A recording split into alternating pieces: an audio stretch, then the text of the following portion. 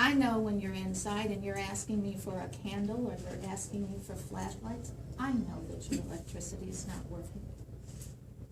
I know that when you're asking me right now, when the jugs are finished, when I bring things down in gallon jugs, because at Kroger's for $1.37, I can get iced tea, I can get fruit punch, I can get citrus blend, I can get all these things at $1.37, and you want those jugs. I know you probably don't have water because you want my empty jugs, so you can get water and you can bring them back home. So to assume that everyone who comes is coming for just one reason, I think it's for so many other reasons.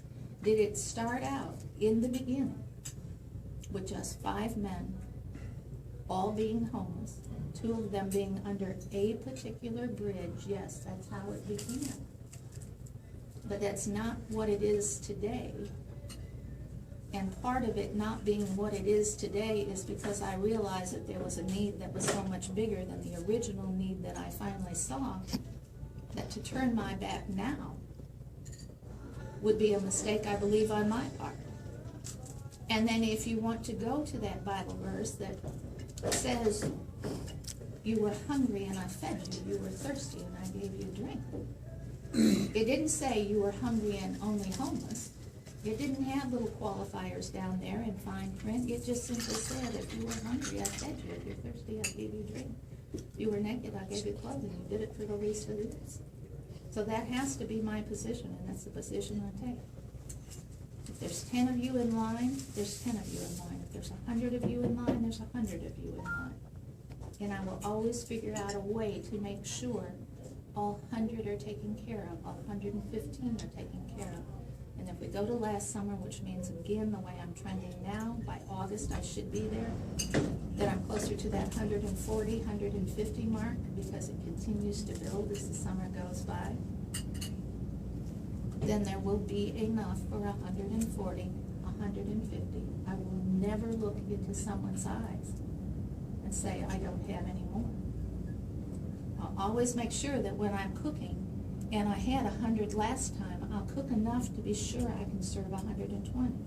I'll kick it up another 20 so that I never have to say no. It means that some people will have that opportunity in seconds because we will eat until everything is gone. And clearly some things are more popular than others, and I will let you know that the chicken pot pie I made was a critical error in cooking it, and I will never serve that again. Good to know. But it's about meeting people's needs on that tangible level. It is, I don't take volunteers, and it has always been that. And my belief in not taking volunteers is that these men, women, and children are my volunteers. I often feel that when a church comes down, and they'll usually set up tables, and they're standing on this side of the table, and these people are standing on this side of the table, and then it's sort of like a school cafeteria. You come by with your plate, and I'll put on the mashed potatoes, and I'll put on the green beans. Well, that's what I think it's like. I think it's like a school cafeteria. And it's important if I want these men and women to return to a life that they once knew and a responsible citizen of this society, that you serve yourself. You learn that you only take enough for one serving of potato salad. You don't take enough servings for 8 people's potato salad, because I need that person at the end of the line to have as many choices as you had at the beginning of the line. It's about teaching those social skills. All our women and children go first. You will literally now watch the men back up if somebody comes and is walking. And in the beginning, there was moaning and groaning. We're not at moaning and groaning anymore. Because if that person, particularly if they're new to our line, it's those men toward the back of the line that go, no, no, no, no, you go to the front, you go to the front. There's no line. They're telling them where that goes. I don't set up that buffet. I've cooked everything. Everything is in my van. But when I pull it out, and I hand it to you because you're carrying it over the hill to get it to where we're going to eat, and we're outside every single week of the year, no matter what that weather is, I simply say, it's toward the beginning, or it's toward the middle, or this is at the end. So I don't make if the sides, if we went on the sides on Monday and you would have had a salad with ranch dressing, a salad with French dressing. There was 15 pounds of potato salad, there was 12 pounds of macaroni salad, and there was 5 pounds of coleslaw. I don't care what order you put those in, just in the middle. Stick them in whatever order you feel is right.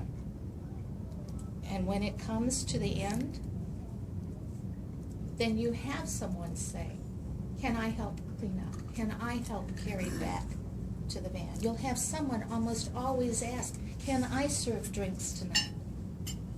So am I going to bring volunteers down so that that position of pride, that I'm the person that's going to serve the drinks tonight, and the person that serves the drinks on that night knows they're the last person to eat? But how many chances do they get to pay it forward? And that's part of dignity and respect. If we went based on a Facebook conversation that I was having before I came here today, and you want to point that finger and say, if you keep feeding them, if you keep giving them tents, then you're encouraging them to be homeless. And that is a position that people take, and I understand that you can have that view, but here's what I need you to understand. I don't believe that by giving you a pair of socks, by giving you a meal 2 times a week, could talk anyone to have stayed out in the rains that we have just had for the last 3 weeks. I don't believe that that could do that. I don't believe I could say, here's a coat, here's a pair of gloves, now stay out all winter long and be in temperatures that go below 0. I don't believe that. I said to the person, so if there is someone under bridges, and right now there aren't a lot of people under bridges because the water is simply too high, but if this was a typical summer and you had 25 to 30 people under bridges, and that means they typically don't have a tent, are you now going to tell me I'm also responsible for the infrastructure of the city? And I have to be responsible for who's under a bridge and who's not under a bridge too? That do you understand that if you go to the rescue mission at this time of year, you may have 2 weeks in the rescue mission? Do you understand then that for the next 30 days you may not be there? What are those people to do for 30 days? Mm-hmm. Did not the rescue mission know that they came in at that 2-week mark without a home? Did they somehow expect in 2 weeks, if they didn't help them find long-term housing, that somehow on their own they found long-term housing in that 2 weeks' time? Know that clearly I go and on behalf of those that I have the highest concern for in terms of their survivability, I will go to other agencies and ask for housing or ask for help. But also know that 9 times out of 10, I am not successful at doing that. We all have things that we do well. We all have things that we don't do well, myself included. There's no doubt about it. But we're all doing the best that we can on behalf of those people that we serve. And for every person that I could be accused of enabling or encouraging, let me give you the story of who I then helped get off the street. Let me give you the success story of who got a job. And you don't get a job on day 1 and suddenly have housing. It just doesn't work that way. And then when you get that job and now you can't take the shower at the Ave Maria House, and I'm a huge believer in the Ave Maria House, open Monday through Friday, 10 a.m. to 2 p.m. You can get on a computer there, you can take a shower there, you can have 3 showers a week, you can do 2 loads of wash a week. What a blessing that is. What was the name of the place? Ave Maria House. It's a part of St. Mary's. It's directly behind St. Mary's. Miss Dottie is downtown. Your head person there. But if you get that job, and it's a day job, how do you take that shower between 10 to 2? You see that it's just not that simple when you say, why don't they get a job? Well, first of all, try and get a job. I have someone I'm working with now through someone who is helping someone. That if you've got that birth certificate and you have that Social Security card, but you don't have an address, how do you get that ID? How do you get a job without having the ID? It's just not always that simple a solution. Know that our mental health system is not the system that it was 10 years ago or 20 years ago. So clearly when I'm concerned about someone on mental health issues, I am always contacting the 2 homeless liaisons for Parkview Behavioral Health, and I'm trying to get that connection going there because I know that help over and above.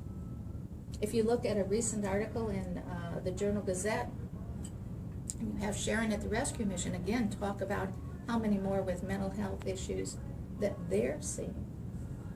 And you get that quote that says, we're having to make hard decisions. So what is that hard decision?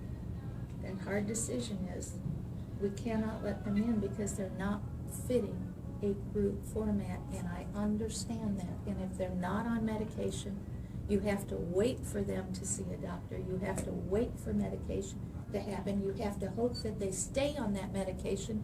They have to have the money to be able to fill that medication. You have no idea how much of my funds aren't just for the food that I put in their stomach, or when I run low on blankets, or again, I'll be going to Goodwill looking for more pairs of 32 jeans. But it's how many prescriptions do I pay for?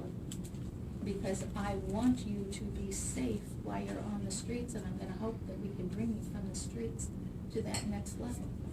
At no point in time would I ever hope for any person out there that this is where you stand. But also, at no point in time will I judge you for making that decision that this is where you will stay. So, if you have been here for 15 years, and I'm going to promise you there are men that have, I'll be with you in year number 60, and I'll be with you in year number 70. And the day you tell me you're ready to leave the streets, I will move heaven and earth to get you off those streets. But also, don't ever believe that someone who has spent a decade, 2 decades on the streets can simply walk in to an apartment and now understand the life that entails compared to the life that they have known. That is not a fair expectation of a human being, I don't believe.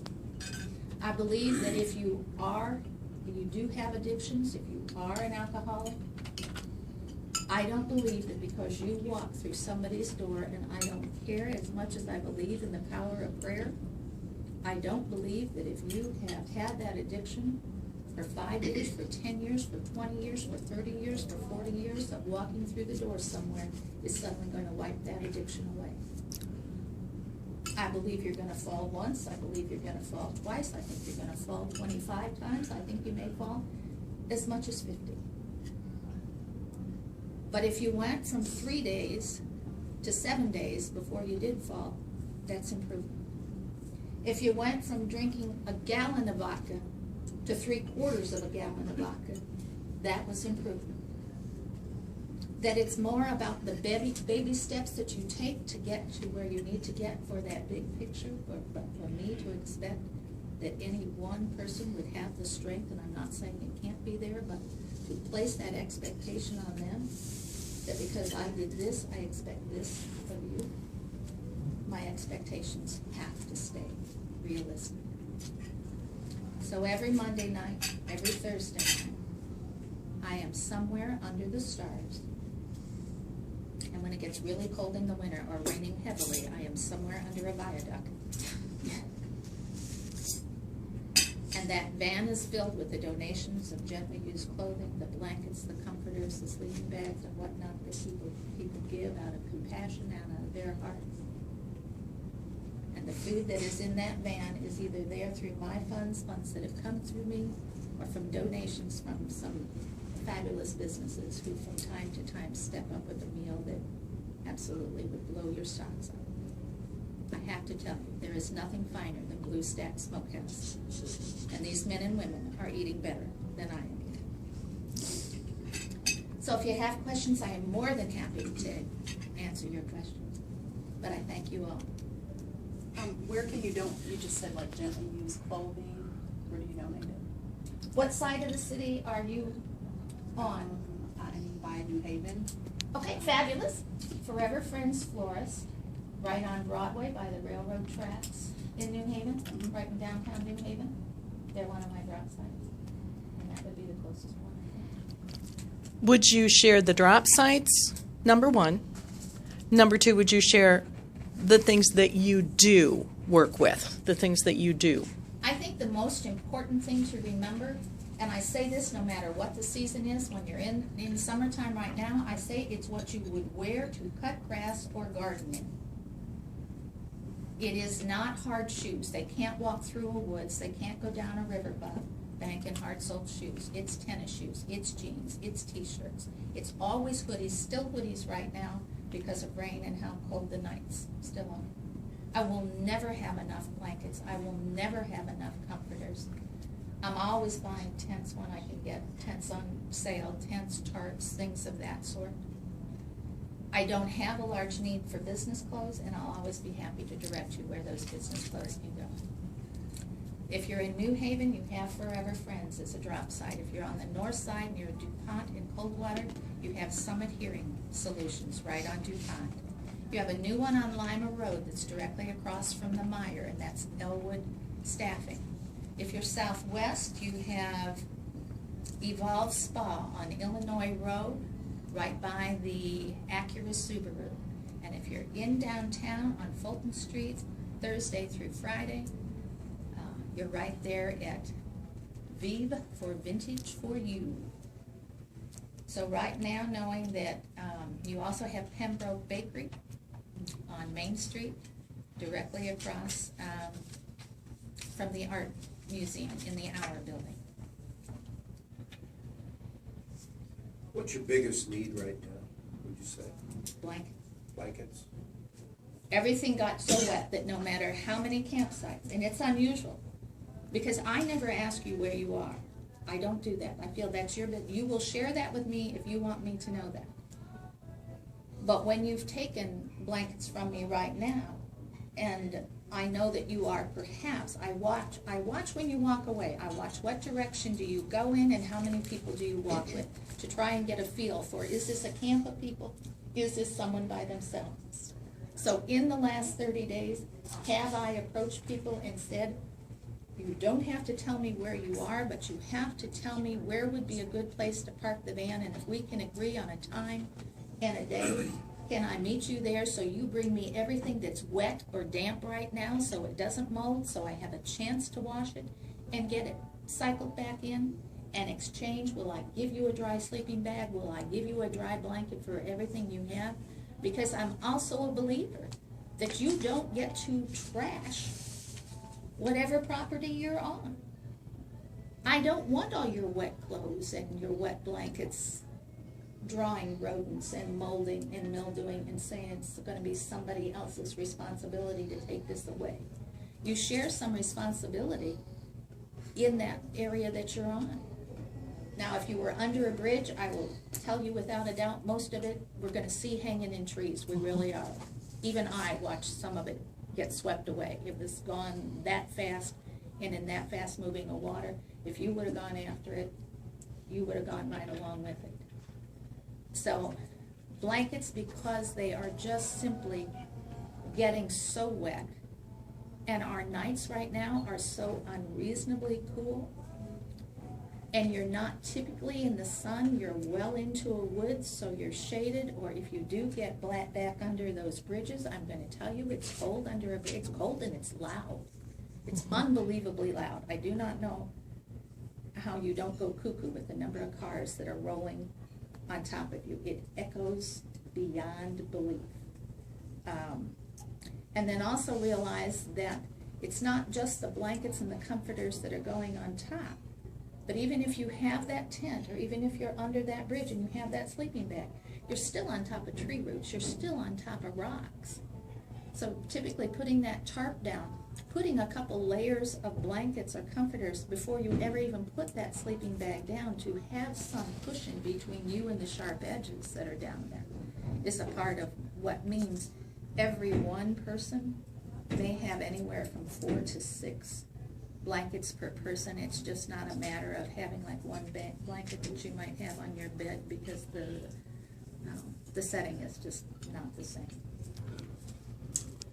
You can find me on Facebook, either under Sally Becker Segerson or Street Reach for the Homeless, and I'll pass everyone my card.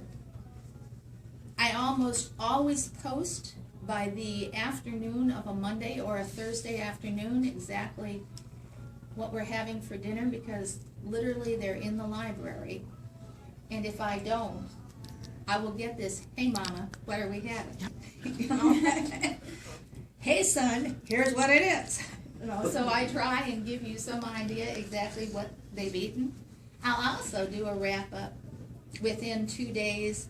I try and get it that next day, but like let's say Monday and my yesterday was just so incredibly busy that post won't come until Wednesday. I'll give you an idea. Here's what I gave out. I gave out this many pairs of shoes and in these sizes. I gave out this many hoodies, or I gave out this many sleeping bags. So you get this sense of, here's what the hot items are right now, and you'll have a greater sense than what might be the greatest needs. Is there a link on your website where you can donate money? I usually post that once a month. I did not post it in July. I usually post it on the 5th. I ask for $5 on the 5th. That's my usual thing. No, but just a little link where you can click on it and donate? I don't. Huh? I usually post just once. Do you have a GoFundMe account? Yeah, Yes. and that's what I post. It's Yes, usually there's a once month GoFundMe. is the link to the GoFundMe. Mhm. I mean, these guys could put just a little Exactly. donate here on your website, and We can if take that somebody link. wanted to- You just Would You're have just to gonna have to understand search my it out. personal feeling on this, that Mhm. I will ask you weekly for clothes. I will only ask for money once a month, and I will not. But I've seen you at the grocery store shopping and spending all your own money Right. on stuff. Well, you have to know that to some extent, based on what I received on the GoFundMe account the month before, Yeah. I have a little bit of an idea Okay. how much do I have. I can't to stalk work you with. to the grocery store so I can help you. Well, what fun are you, Dad? Well, you can just put a Gosh. simple, you can just put a simple link on any page to redirect it to that I GoFundMe know. account, so anytime anybody wants to donate, they can. And What's you're the not- downside and with that's- that account? Yeah, you wouldn't be asking. Yeah, it's just there. You so seem they want hesitant to about be- doing that for I some am. reason. It's always been fine on the 5th, and But you know, not if anything more you